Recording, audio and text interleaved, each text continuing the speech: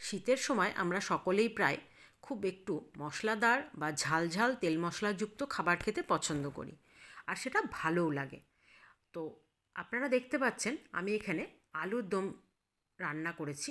অবশ্যই আলুর দম তো সকলেই রান্না করেন, কিন্তু আজকে আপনাদের সঙ্গে শেয়ার করার একটাই কারণ, আলুর দমটা আমি একটু অন্য রকমভাবে রান্না করেছি। শীতকালে বাজারে এই নতুন ছোট আলুগুলো ওঠে, এই আলু দিয়ে আজকে আমি রান্না করে নেব আচারি আলুর দম। আপনাদের সঙ্গে শেয়ার করব অবশ্যই। তো নমস্কার বন্ধুরা, রসনালয়ে আপনাদের অনেক স্বাগত। আমি এখানে আচারি আলুর দম বানানোর জন্য 1 কিলো ছোট আলু নিয়েছি। আলুগুলো বাজার থেকে আনার পর খুব ভালো করে ধুয়ে নিয়েছি। এবার এই কাঁটা চামচের সাহায্যে খুব ভালো করে আলুগুলোকে যতটা পারবো একটু ফুটো ফুটো করে দেব।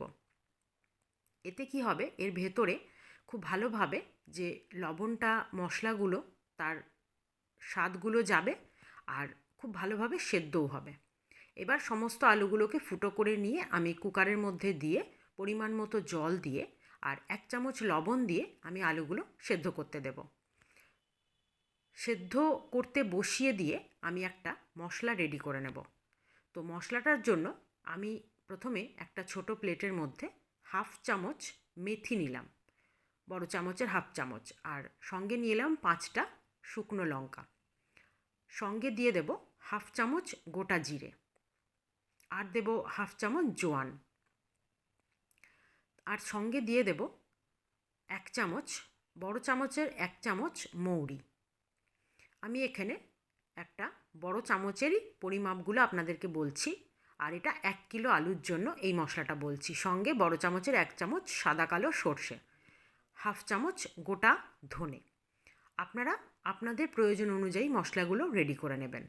এবার আমি শুকনো খোলায় এই আচারের মশলাটা খুব ভালোভাবে তৈরি করে নেব। আর আপনারা চাইলে এই মশলাটা পরিমাণে বেশি করেও তৈরি করে ঘরে স্টোর করে রেখে দিতে পারেন।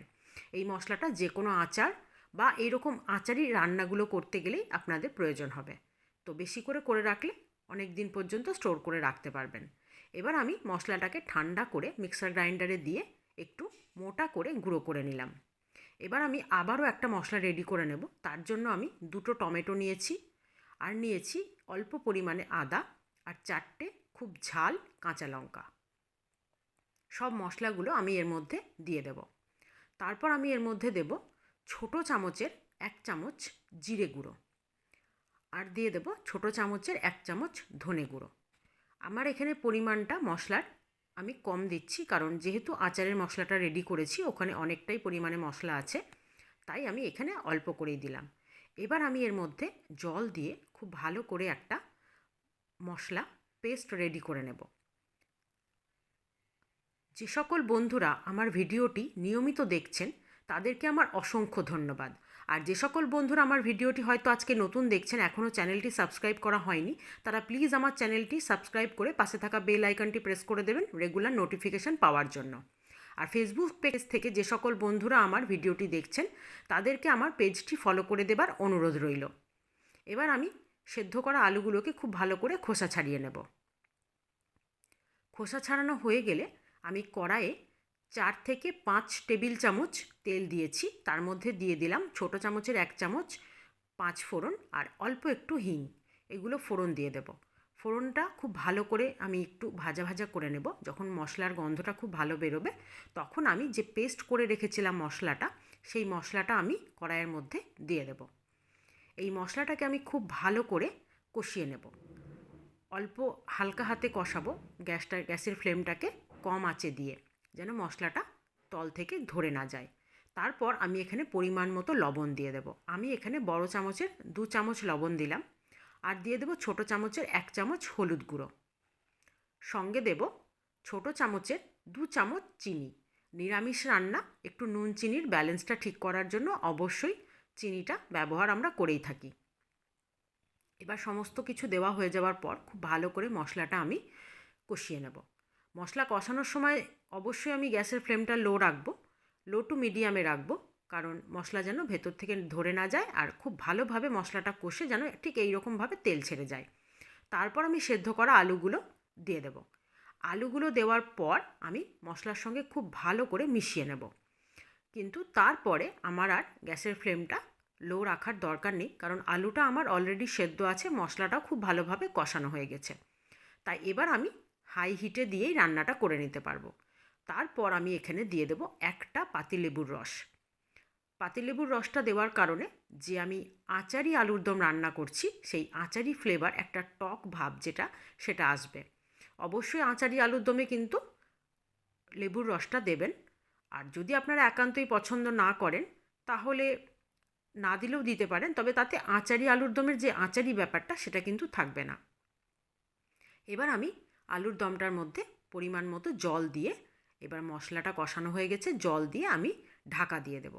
তার আগে জলটা পরিমাণ মতো দিয়ে আমি যে আচারের মশলাটা রেডি করে রেখেছিলাম, ভাজা মশলাটা, সেটা আমি পুরোটাই এখানে দিয়ে দেব। আপনারা আলুর সঙ্গে পরিমাণ মতো মশলাটা কম বেশি করে নেবেন।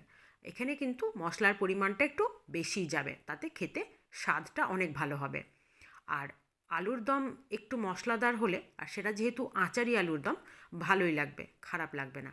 এবার আমি ভালো করে ঢাকা দিয়ে মিনিট 2 ফুটিয়ে নেব। যেহেতু আমি এটা হাই হিটে রেখেছি সেহেতু তাড়াতাড়ি ফুটে উঠবে। ফুটে ওঠার পর দেখুন মশলা সমেত বেশ ঘন হয়ে গেছে ঝোলটা। ঠিক এই রকম অবস্থায় আমি কিন্তু আর বেশি ঘন করব না, তাতে আলুর দমটা একদম শুকনো হয়ে যাবে পরে। প্রথমে এই রকম অবস্থায় দিলেই দেখুন আলু একদম সেদ্ধ, আর আলু তো সেদ্ধ করাই ছিল, শুধু মশলাটা কষানো। এবার আমি আলুগুলোকে একটু খুন্তির সাহায্যে একটু 2-1টা আলুকে একটু ভেঙে ভেঙে দেব। তাতে কি হবে, আলুর দমটা খুব ঘনও হয়ে যাবে আর টেস্টটাও খুব ভালো লাগবে খেতে। সেটা আপনাদের পছন্দ অনুযায়ী আপনারা অবশ্যই ভালো না লাগলে করবেন না। এবার আমি ধনেপাতা কুচি ছড়িয়ে একটু ঢাকা দিয়ে রেস্টে রেখে তারপর আমি আলুর দমটা নামিয়ে নেব। আলুর দমটার স্বাদ অবশ্যই এতটাই ভালো হবে, আপনারা যখন করে খাবেন তখন বুঝতে পারবেন। একটু রেস্টে রেখে এবার আমি আলুর দমটা নামিয়ে নিচ্ছি। এইভাবে আপনারা একবার বাড়িতে ছোট আলু দিয়ে আচারি আলুর দম বানিয়ে দেখুন, কত ভালো হয় আর কত মশলাদার। এটা আপনারা চাইলে ভাত, রুটি, পরোটা, নান যার সঙ্গে খাবেন তার সঙ্গেই ভালো লাগবে। বেশ একটু টক টক স্বাদ থাকবে আর খুবই খুবই টেস্টি। আপনারা বানিয়ে তারপর বুঝতে পারবেন যে এটা কতটাই ভালো লাগবে। আপনারা যদি আমার রেসিপি ভালো লেগে থাকে অবশ্যই লাইক, শেয়ার ও কমেন্ট করে আমাকে জানাতে ভুলবেন না। ওপর থেকে একটু ধনেপাতা কুচি ছড়িয়ে দিয়ে গরম গরম ভাত বা রুটি পরোটার সঙ্গে পরিবেশন করুন। আজ এই পর্যন্তই, ধন্যবাদ।